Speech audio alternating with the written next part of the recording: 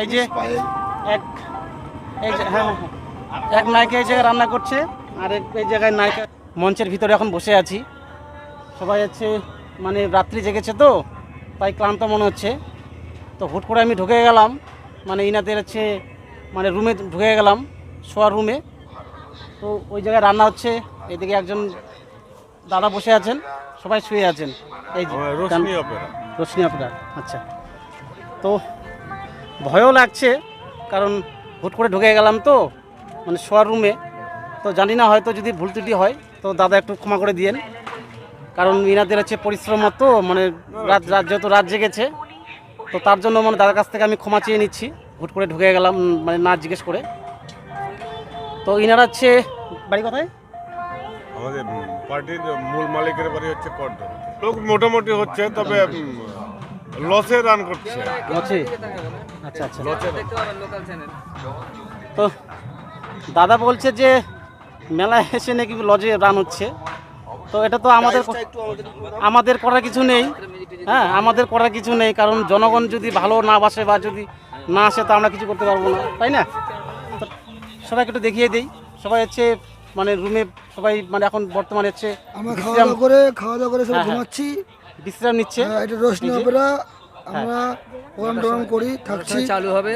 এখন আমরা চান টান করে খাওয়া দাওয়া করে ঘুমাবো। ঠিক 9টার সময় চালু হবে প্রোগ্রাম। আমরা প্রোগ্রাম করছি। আমাদের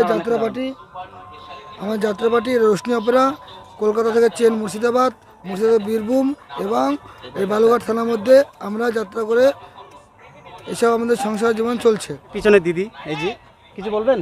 আমাদের দলের নায়িকা। কিছু বলেন, আপনি নায়িকা নাকি?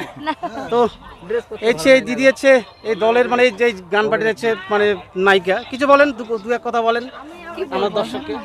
কিছু বলেন, আপনি গান করছেন, লজ্জা পাচ্ছেন? যাত্রা শুরু হোক আমাদের। হ্যাঁ, যাত্রা শুরু হোক, তখন বলা যাবে। এই যে সব নায়িকাগুলো সব রান্না করছে এই জায়গায়। এই যে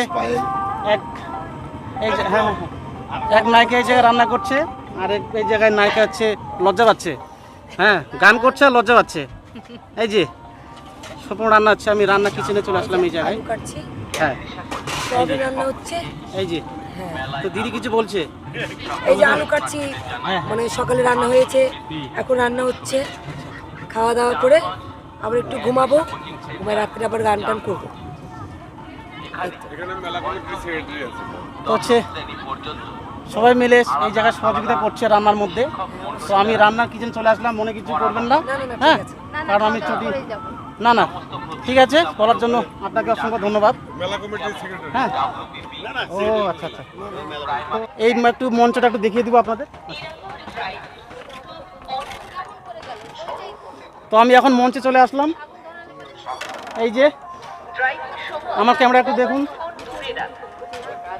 আমার ছোট্ট ভাই এই জায়গায় বসে আছে।